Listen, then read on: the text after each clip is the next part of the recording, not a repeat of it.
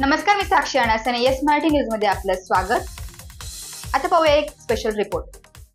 निर्भय महाराष्ट्र पार्टीचे अध्यक्ष जितेंद्र भावे यांनी पुढील विधानसभा निवडणुकीच्या दृष्टीने तयारी सुरू केलेली आहे. त्या संदर्भात आपल्या शहर प्रतिनिधींनी त्यांच्याशी साधलेला संवाद. कोरोना कोविड काळानंतर उद्ध्वस्त झालेले छोटे छोटे व्यवसाय, मध्यम स्वरूपाचे व्यवसाय, उद्योग आणि मोठ्या उद्योगधंद्यामध्ये काम करत असलेल्या लोकांचा निम्म्यावर आलेला पगार आणि सर्व स्तरावर चाललेली पिछाडी याच्यानी लोक उद्ध्वस्त झालेले आहेत. लोकांनी आतापर्यंत ज्या ज्या माध्यमातून कर्ज घेतली त्याच्यातल्या पतसंस्था आणि कोऑपरेटिव्ह बँका यांच्या आडून खाजगी सावकारी मोठ्या प्रमाणावर पोचली जाते. विविध कार्यकारी सोसायट्या आणि एनडीसीसी बँक यांच्या माध्यमातून काढलेली कर्ज जी आहेत त्या कर्जाच्या रकमा त्या बँकेमधनं संचालकांनी आणि तिथल्या बोक्यांनी पळवल्या. त्याच्यामध्ये शेतकऱ्यांच्या जमिनी, ट्रॅक्टर, शेती उपयोगी सगळी अवजारं ती सगळी सीज करण्याचा कार्यक्रम मोठ्या प्रमाणावर चालू आहे. जमिनींवर बँकांनी नावं लावण्याचं काम, खाजगी सावकारांनी आपल्या सातबाऱ्यावर नावं चढवण्याचं काम जोरात चालू आहे. आज शहरामध्ये 10% 40% महिन्याला लोक पैसे व्याजाने देत आहेत. तर हे खाजगी सावकार कोणाच्या जीवावर एवढे पोचले जात आहेत? तर भ्रष्ट झालेली सरकारी यंत्रणा म्हणजे DDR ऑफिस, त्यांच्या खाली येणारे सगळे AR ऑफिसेस आणि त्याचे AR आणि DDR यांची भ्रष्ट मानसिकता, कामचुकारपणा याच्यामुळे सगळे खाजगी सावकार सामान्य माणसांना लुटतायत. नाशिकमध्ये आज लाखांच्या घरांच्या जप्त्या झालेल्या आहेत. लाखांच्या घरात वाहनं लोकांचे ओढून नेलेले आहेत. किलोनी सोनं लोकांचं गायब होऊन गेलेलं आहे. ऑक्शन मध्ये लिलावात ते संपून गेलेलं आहे. लोकांनी जी पुंजी साचवलेली होती, एफड्या केलेल्या होत्या, प्लॉट, घरं घेतलेले होते, सगळं लोक हातचं धुवून बसलेले आहेत.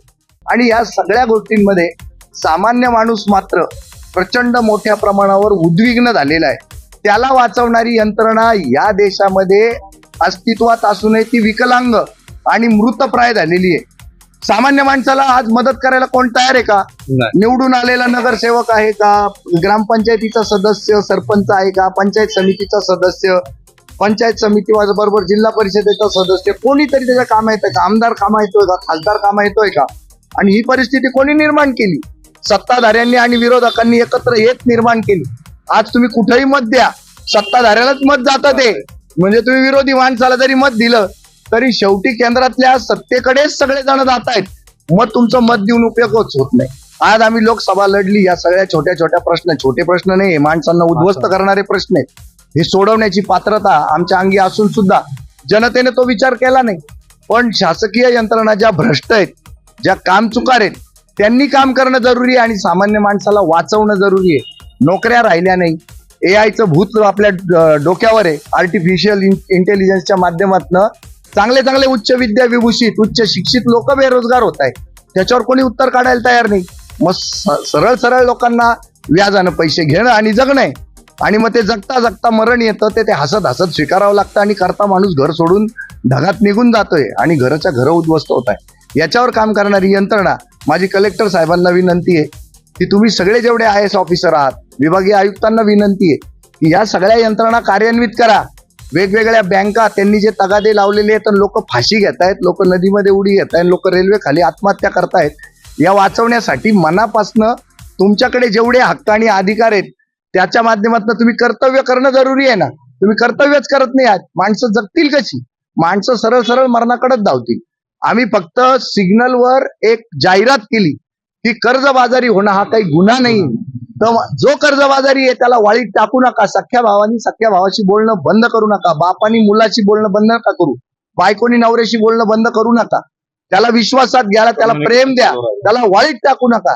एवढीच आम्ही ऍड केली तर आम्हाला दिवसाला 2-2, 5-5 हजार फोन येत आहेत.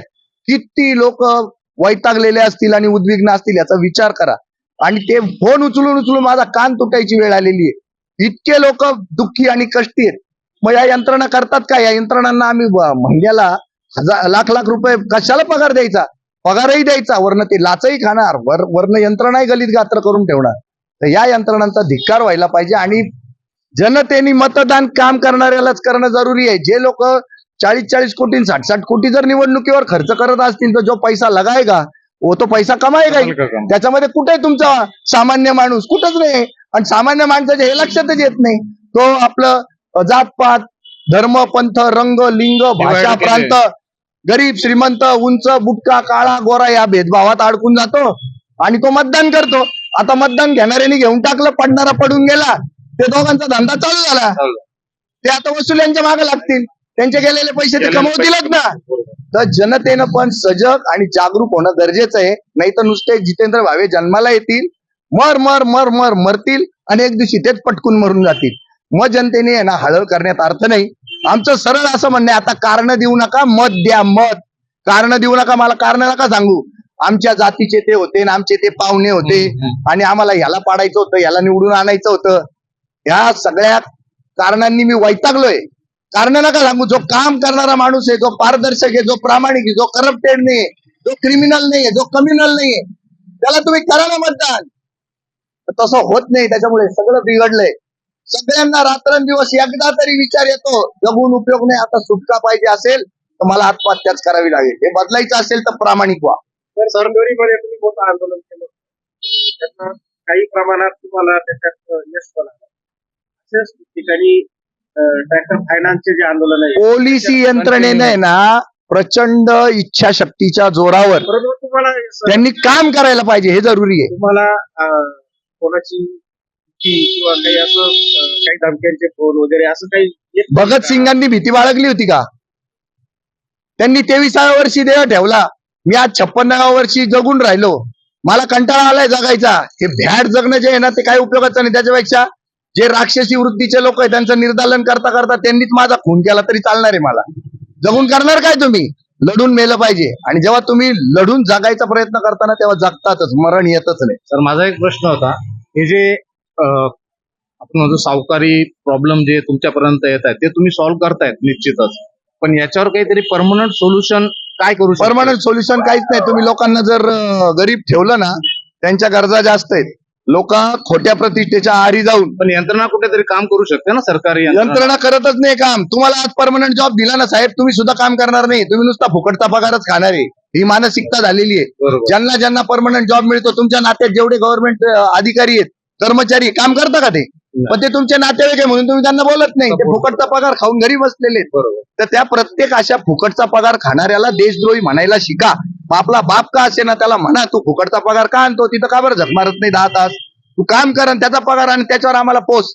पण तसं म्हणण्याची ताकद आणि पात्रता तुमच्यात येत नाही, म्हणून ही सगळी परिस्थिती वाईट आणि अजून वाईट होत चाललेली आहे. लोकसभेचा आलेल्या अनुभवानुसार आपला आता पुढचा प्लॅन काय? सगळ्या निवडणुका लढवणार आहे. निर्भय महाराष्ट्र पार्टी अतिशय निर्भयपणे आणि निडरपणे सगळ्या निवडणुका लढवणार. तुमचा दृष्टिकोन बदलला पाहिजे. चांगली माणसं जी आहेत त्यांना निवडून दिलं पाहिजे. मत वाया जातं, हवा कोणाची, त्याच्यासाठी काय आपल्याला फालतूपणा चाललेला आहे सगळं. घरोदारी हे करावं लागेल, कॅम्पेन करावं लागेल. कॅम्पेन नाही, जनता स्वतःहून ऍक्सलरेट होऊन काम करेल तर योग्य. नाही तर जनता मी तेवढी ऍक्टिव्ह नाही, राहिली पण मग मी पण- ऐका, मग मी पण 5-10 कोटी रुपये खर्च करतो. मी पण 5-10 कोटी खर्च केल्यावर मी पण मग 50 कोटी कमवून घेतो. निश्चितच जागरूक पुन्हा आहे. एकदा तुम्ही धंदेवाईक नेत्यालाच फायदा करणार. फायदा काय त्याचा? मी बिना पैशाचं जर तुम्हाला राजकारण शिकवतोय, मी जर पायी चालतोय रस्त्याने, मी जर भेटतो बघा आता समोर किती लोक थांबले, कारण त्यांना माहिती भावे इथं थांबला, हे सगळे थांबतायत. पण सर, प्रत्येकाला फक्त मतलबच समजता हा प्रॉब्लेम आहे ना. आता तुमचं ऐकायला आम्ही सर्व ऐकतोय, पण 5 मिनिटानंतर कोण काय हे करणार आहे? हे बघा, हळूहळू बदलेले सगळं, रात्रीतून बरोबर आहे. बदलणार नाही. पण मला काय वाटतं 2024 मध्ये आम्ही दावे करतो ना की आम्ही शिकलेले आहोत, मग शिकलेल्या माणसांनी डोक्यानंच काम घेतलं पाहिजे, असं आमचं सरळ म्हणणं आहे. तुम्ही रंगाच्या आधारावर नका आमचा भगवा, आमचा निळा, आमचा हिरवा, आमचा पिवळा, आमचा पांढरा करत बसता. मग जातीत धर्मात वाटले जातात आणि तुमच्या डोक्यात पुन्हा एकदा दगड 5 वर्षासाठी पडतो.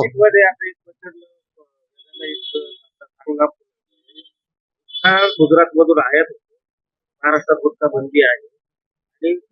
कळला मला प्रश्न. भ्रष्टाचार.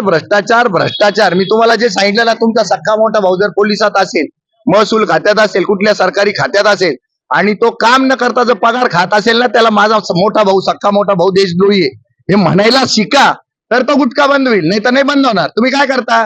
तुमचा भाऊ सरकारी कार्यालयात कामाला आहे ना, तर तो तुमच्या गावाला आहे ना जमिनी घेतो, जागा घेतो, पैसे खातो, तो तुमचं फार्म हाऊस बांधतो. तुम्ही म्हणता आमचा अण्णा, आमचा दादा, आमचा भाऊ. अरे त्याला देशद्रोही म्हणून त्याच्या तोंडावर थुका, तर तो बंद होईल. आणि तो बंद झाला म्हणजे हे गुटखे बंद होतील. नाही तर कशाला गुटखा बंदी करून उपयोग नाही. गुटखा तयार करणाऱ्या कंपन्या का नाही बंद होत? नाही, मग तेच त्याचा मुळाशी हे भ्रष्ट यंत्रणा. आणि तुमचं सुद्धा वागणं भ्रष्टाचारीच आहे ना. तुम्ही दोघं माझ्या ओळखीचे आहे. केलं का ना मला मतदान? Yes. नाही केलं. तुम्ही दोघंही भ्रष्टाचारी आहे. तुम्ही दोघं देशद्रोही आहे. माझं मतदान आता हा, सध्या नाशिकमध्ये तोंडावर असल्यामुळे सांगितलं पाहिजे. माझं मतदान सध्या आणि नाशिकमध्ये असल्यामुळे, हा. हे हिमतीनं बोलणारा राजकारणातला मी पहिला आहे. Yes. मी तुम्हाला असं बोलले आणि तुम्ही 100 जरी मत माझे कट केले ना तरी मला फरक पडत नाही. नाही. कारण माझं नाणं शुद्ध आहे, खणखणीत आहे. या फरशीवर पण वाजणारच आहे, गावतावर पण वाजणारच आणि या आहे. मताचं आहे, खरं बोलल्यानंतर राग यायला नकोय, खरं हे स्वीकारलं स्वीकारलं पाहिजे. पाहिजे. Yes. आता तुम्ही मतदान करा चांगल्या माणसाला. इथून मला पुढे फक्त कारण भावे. नको, मला मी मतदान तुम्हाला बोललो. येस मराठीसाठी शहर प्रतिनिधी नाशिक. अशाच प्रकारे ताज्या घडामोडींसाठी Yes Marathi news YouTube channel share करा, सबस्क्राईब करा, लाईक करा आणि पाहत राहा येस मराठी न्यूज.